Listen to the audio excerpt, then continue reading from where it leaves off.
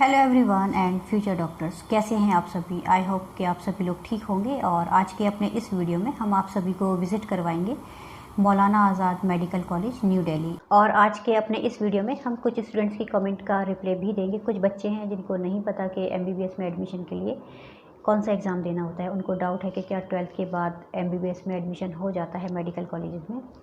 तो medical college में admission के लिए आपको 10th और 12th सीबीएसई बोर्ड से पास करना होता है। उसके साथ साथ आपको नीट का एक एंट्रेंस एग्ज़ाम भी देना होता है। और ये जो एंट्रेंस एग्ज़ाम होता है ये 720 मार्क्स का होता है। और इस एंट्रेंस एग्ज़ाम को देने के लिए आपको पहले से प्रिपरेशन करनी होती है। उसमें आपको 3 सब्जेक्ट की प्रिपरेशन करनी होती है, फिज़िक्स, केमिस्ट्री एंड बायोलॉजी। और ये जो एग्ज़ाम होता है ये इसके लिए आपको पहले से एक फॉर्म फिल करना होता है। उस फॉर्म की आपको डेट मिलती है, उस डेट पर जाकर आपको फॉर्म फिल करना होता है। और उस फॉर्म पर आपकी फ़ोटो, आपका कॉन्टैक्ट नंबर, आपका ईमेल आईडी, आपका आधार कार्ड का नंबर और आपका रेजिडेंस एड्रेस, आपका नाम, पता सब कुछ लिखा जाता है। और आपको उस फॉर्म पर चॉइस फिलिंग भी करनी होती है कि आपको किस सेंटर पर जाकर आपको एग्ज़ाम देना है। तो अगर आप फॉर्म को जल्दी फिल कर लेते हैं तो आपको मनचाहा सेंटर मिल जाता है एग्ज़ाम देने के लिए। और अगर आप ये नीट का फॉर्म फिल करने में किसी वजह से लेट हो जाते हैं तो ये जो आपका चॉइस फिलिंग का ऑप्शन आता है आपको सेंटर चूज़ करने का, वो वहाँ से हट जाता है।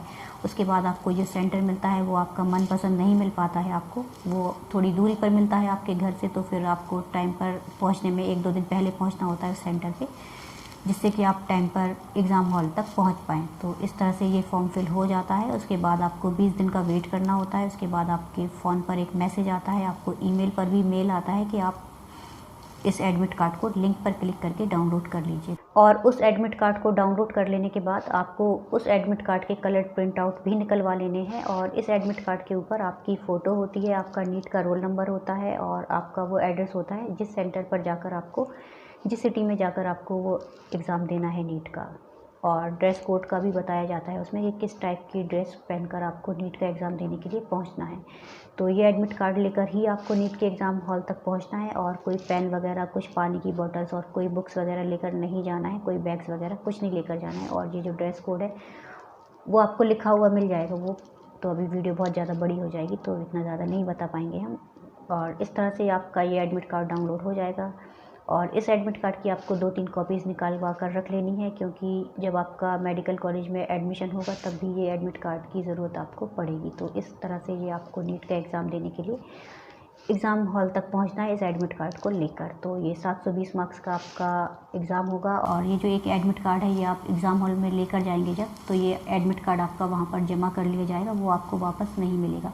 इसलिए आपको ये एडमिट कार्ड की 2-3 कॉपीज़ निकलवा कर रख लेनी है, क्योंकि लिंक आपको फिर डाउनलोड करने के लिए नहीं मिलेगी। और एमबीबीएस में मेडिकल कॉलेज में जब आप एडमिशन के लिए पहुंचेंगे तब भी आपको इस एडमिट कार्ड की ज़रूरत पड़ेगी। इसलिए आपको इस एडमिट कार्ड की 2-3 कलर प्रिंट आउट निकलवा कर अपने पास पहले से रख लेना है। और इस तरह से ये आपका एग्ज़ाम हो जाएगा नीट का। ये 720 मार्क्स का एग्ज़ाम होता है और ये सिर्फ संडे को एग्ज़ाम होता है और ये सिर्फ 1 साल में एक एग्ज़ाम होता है। तो इस तरह से आपको ये नीट का एग्ज़ाम देना है। तो wish you all the best, क्योंकि अभी नीट फिर से आने वाला है, तो ऑल द बेस्ट। और इस नीट के एंट्रेंस एग्ज़ाम को देने के बाद आपको रिज़ल्ट के आने का वेट करना होता है। और अगर आप जनरल कैटेगरी से हैं तो फिर आपको 550 मार्क्स तक लाने होंगे, तब आप काउंसलिंग में पार्टिसिपेट कर सकते हैं। उसके बाद आपको चॉइस फिलिंग करनी है कि किस कॉलेज में आपको एडमिशन लेना है। इस तरह से ये कई सारे प्रोसीजर हैं, उसके लिए भी हमने वीडियो बनाए हैं, लेकिन आप लोगों ने देखे नहीं अभी, तो आप लोग देख लीजिए।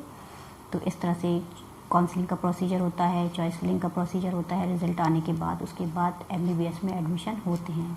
तो इस तरह से हर मेडिकल कॉलेजेस में एडमिशन नीट क्वालिफाई करने के बाद ही होते हैं, चाहे वो प्राइवेट मेडिकल कॉलेज में एडमिशन लेना हो आपको या फिर आपको गवर्नमेंट मेडिकल कॉलेज से एडमिशन लेना हो। दोनों कॉलेजेस का एडमिशन प्रोसीजर सेम होता है नीट क्वालिफाई कर लेने के बाद। तो wish you all the best for NEET aspirants and future doctors. और अब चलते हैं हम आप सभी को लेकर बहादुर शाह जफर मार्ग, न्यू दिल्ली, मौलाना आज़ाद मेडिकल कॉलेज। और ये जो मौलाना आज़ाद मेडिकल कॉलेज है ये हर एक बच्चे का एक ड्रीम कॉलेज है, क्योंकि तो चलिए दिखाते हैं किस लिए ये ड्रीम कॉलेज है।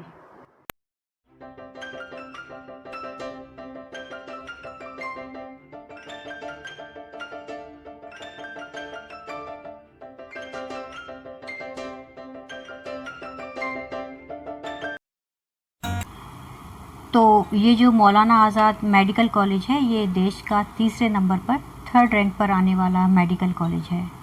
और इसका कैंपस और फैकल्टी टीम और गवर्नमेंट की तरफ से दी गई सारी फैसिलिटीज़ एम्स को टक्कर देने के लिए काफ़ी हैं। और इस कॉलेज में भी एडमिशन नीट क्वालिफाई करने के बाद ही होता है, लेकिन जनरल कैटेगरी के स्टूडेंट को 650 प्लस मार्क्स लाने होंगे, तब ये कॉलेज स्टेट से या फिर ऑल इंडिया से अलॉट होगा। और इस मेडिकल कॉलेज का जो कैंपस है वो चारों तरफ से हरे भरे गार्डन और कई सारे हरे भरे पेड़ पौधों की वैरायटी से घिरा हुआ कैंपस है।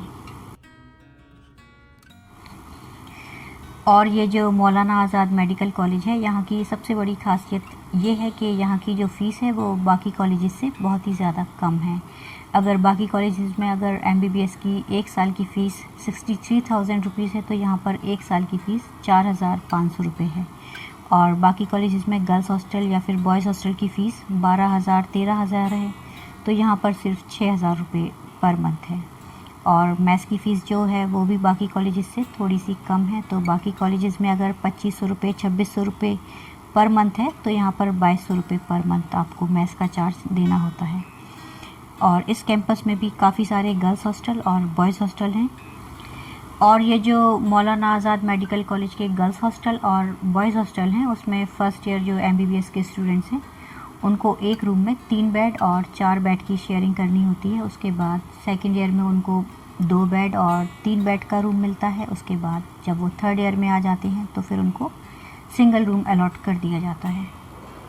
लेकिन फ़र्स्ट ईयर और सेकेंड ईयर के स्टूडेंट्स बाहर रूम लेकर रुकना चाहें तो बाहर रूम लेकर भी रुक सकते हैं, लेकिन बाहर का जो चार्ज है रूम का वो 3,000-4,000 एवरी मंथ उनको पे करना होगा। और इस मौलाना आज़ाद मेडिकल कॉलेज की 3 बिल्डिंग्स हैं, एक पैथोलॉजी ब्लॉक और दूसरा मेजर लेबोरेटरीज़ एंड तीसरा टेस्ट फैसिलिटीज़। और इस मेडिकल कॉलेज में 3 हॉस्पिटल हैं, एक गुरु वल्लभ भाई पटेल हॉस्पिटल और number 2 Guru Nanak eye hospital और नंबर 3 लोकनायक मेडिकल हॉस्पिटल। और इसमें डेंटल कॉलेज भी है, मौलाना आज़ाद इंस्टीट्यूट ऑफ डेंटल साइंस। और इस मेडिकल कॉलेज में भी दूसरे मेडिकल कॉलेजेस की तरह से basketball, cricket, football, swimming pool, tennis court, hockey और काफ़ी दूसरी फैसिलिटीज़ भी अवेलेबल हैं, जैसे कि कैफेटेरिया है, जिम है और ऑडिटोरियम है। और यहाँ पर भी MBBS की ड्यूरेशन हर मेडिकल कॉलेज की तरह से 5.5 साल की ही होती है। तो एंजॉय कीजिए मेडिकल कॉलेज की लाइफ को, और एक बार फिर से wish you all the best for NEET aspirants and future doctors. और उम्मीद करते हैं कि आज का हमारा ये वीडियो आप सभी के लिए हेल्पफुल रहा होगा। तो वीडियो पसंद आया हो तो वीडियो पर लाइक कीजिए, चैनल पर अगर नए हैं तो सब्सक्राइब कीजिए और बेल आइकन को प्रेस कीजिए आने वाले नए अपडेट्स के लिए। अगले वीडियो में फिर मुलाकात होगी, तब तक के लिए थैंक यू फॉर वॉचिंग। अपना ख्याल रखिए।